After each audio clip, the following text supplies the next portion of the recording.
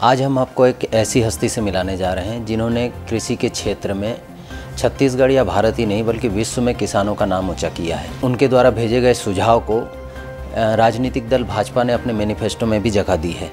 आज हम उनसे चर्चा करते हैं, जानते हैं उनसे कि किसानों के हित में सरकारें क्या काम कर रही है और किसानों के क्या सुझाव हैं। रजनीश जी धन्यवाद। मैं अखिल भारतीय किसान महासंघ की ओर से आपको धन्यवाद देता हूँ। दरअसल भारत में खेती और किसानी की दशा काफ़ी ख़राब है। अमूमन मैं करता हूँ कि भारत की खेती आईसीयू में है और हर 5 साल में जो हमारे यहाँ चुनाव आते हैं तो एक बार किसानों की भी सुध ली जाने का उपक्रम होता है कि सरकारें चाहे जो भी हो, राज्य सरकारें हो, केंद्र की हो, किसी पार्टी की हो, अब किसानों की सुध ले रहे हैं और ये ज़रूरी भी है। अगर अभी नहीं चेतेंगे तो जब हमारे थाली में रोटी नहीं होगी तब चेतेंगे तो मतलब ही क्या।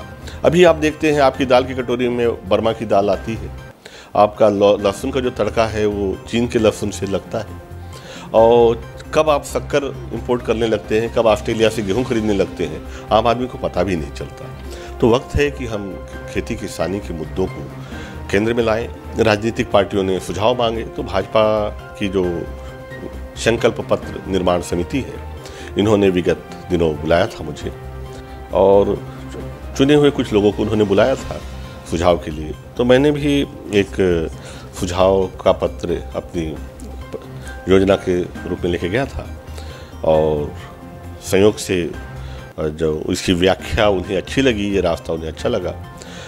मेरी सोच थी कि भारत में जो किसान 60 साल के ऊपर का जब हो जाता है, जब उसके हाथ पैर नहीं चलते, जब शरीर में जांगर नहीं रहता, खेतों में नहीं खटने योग्य रहता है, उस समय पूरी तौर पे वो अपने बच्चों पे आश्रित रहता है, बेटे बहू पे।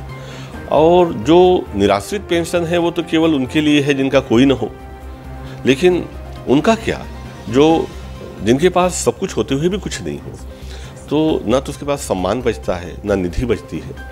मुझे ऐसा लगा कि इनके लिए कुछ होना चाहिए, तो मैंने कहा कि अगर किसानों को उनका बुढ़ापा अच्छे से गुजरे, ससम्मान गुजरे, उसके लिए कोई हम पेंशन ले आएँ, पेंशन स्कीम ले आएँ, तो शायद खेती किसानी को लोग आशा की नज़र से देखेंगे और बेखौफ इसमें उतरेंगे, क्योंकि अभी तो भविष्य बड़ा अनिश्चित सा दिखता है। तो इस चीज़ को उन्होंने माना। एक बड़ा सवाल था कि इसके लिए पैसा कहाँ से आएगा।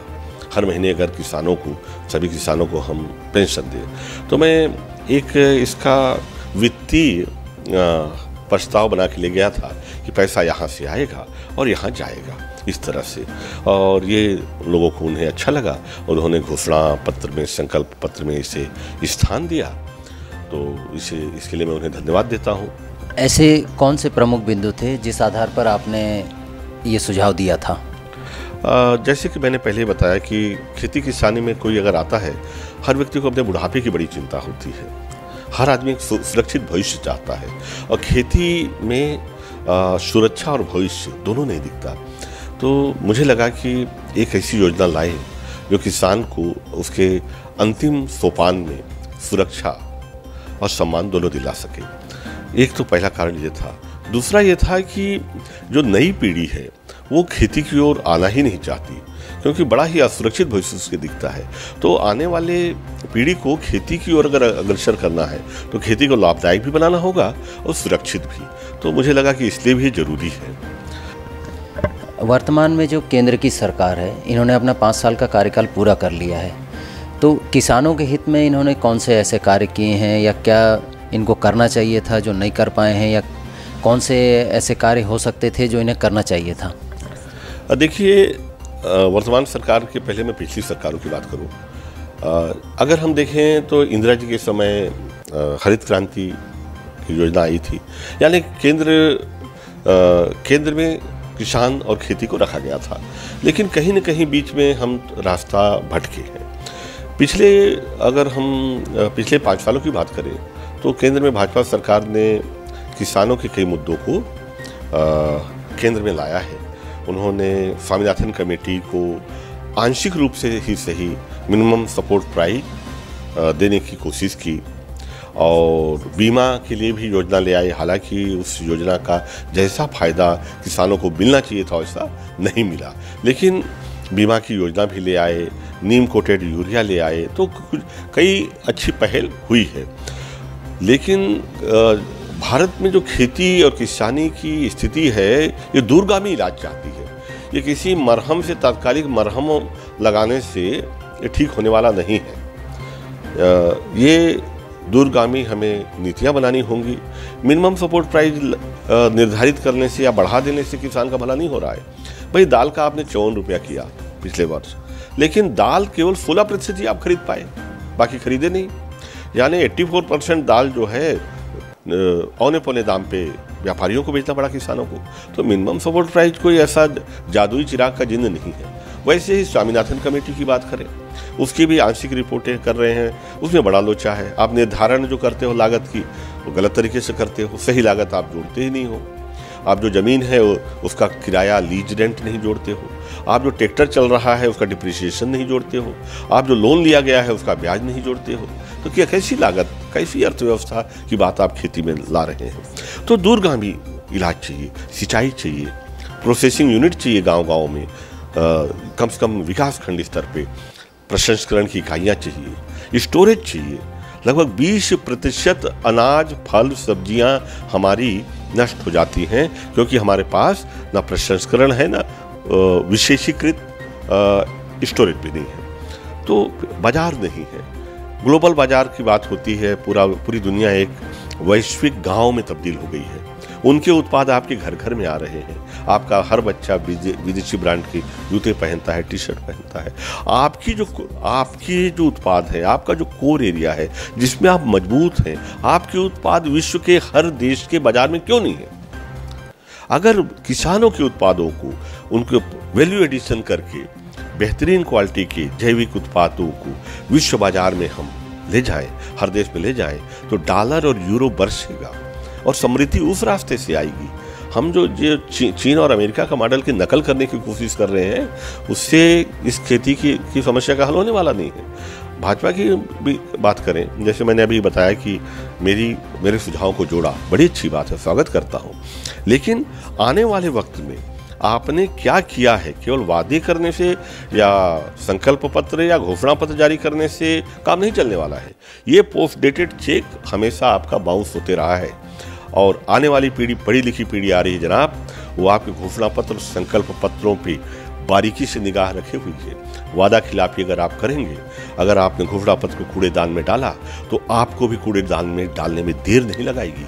ये निश्चित माने आप। जिस तरह से कि चेक बाउंस होता है तो क्रिमिनल केसेस होते हैं, आपको जो नंबर मिलेंगे फर्क जनता की, वो घोषणा पत्रों पे कितना आपने अमल किया इसके आधार पे मिलेंगे। जनता देख रही है कि पिछले चुनाव में आपने वादा किया था, कितने स्मार्ट सिटी का वादा किया था, कितने पिछड़े जिलों को सामने लाने का वादा किया था, वाईफाई जोन बनाने का वादा किया था, हीरक चतुर्भुज की बात हुई थी, बुलेट ट्रेन की बात हुई थी। अंतहीन वादे हैं। कांग्रेस की भी बात हम करें तो 10 करोड़ स्किल्ड लोगों की बात की थी एक समय इन्होंने। 10 करोड़ युवाओं को स्किल डेवलपमेंट के जरिए रोजगार की। आज के वादे में अगर उठा के देखो तो 20 लाख युवाओं को ये 2022 तक देने की बात कर रहे हैं, 2021 तक 31 मार्च को, और 10 लाख युवाओं को ये पंचायत के जरिए देंगे। तो ये जो वादे आप कर रहे हैं ये केवल जुमले में नहीं बदलेंगे। अब इस पर आपको ठोस काम करना पड़ेगा, ये तो तय है। प्रदेश सरकार की, छत्तीसगढ़ की बात करें, इन्होंने देखा कि किसानों की दशा काफ़ी बुरी है, इन्होंने कर्ज माफी का वादा किया और अगर उस पर खरे उतरते हैं तो निश्चित ही किसान इनका स्वागत करेंगे। तो अब हर सरकार किसानों की कसौटी पर है और अगर चुनाव चाहे लोकसभा हो चाहे विधानसभा की, अगर ये महाभारत है तो इस महाभारत में कृष्ण की भूमिका किसान ही निभाएगा, ये तय है। तो अगर हम तुलनात्मक बात कहें तो पिछली जो सरकार थी कांग्रेस की और अभी वर्तमान जो सरकार है बीजेपी की, इन दोनों की तुलना में किसने अच्छा काम किया है किसानों के लिए? देखिए, दोनों सरकारों ने किसानों के लिए कुछ कुछ अच्छी योजनाएं लागू की, लेकिन अगर मार्क्स देने की हम बात करें तो हम दोनों को ही सेकंड डिवीजन पास कह सकते हैं। और किसान को ऐसी सरकार चाहिए जो मेरिट में हो, फर्स्ट डिवीजन हो।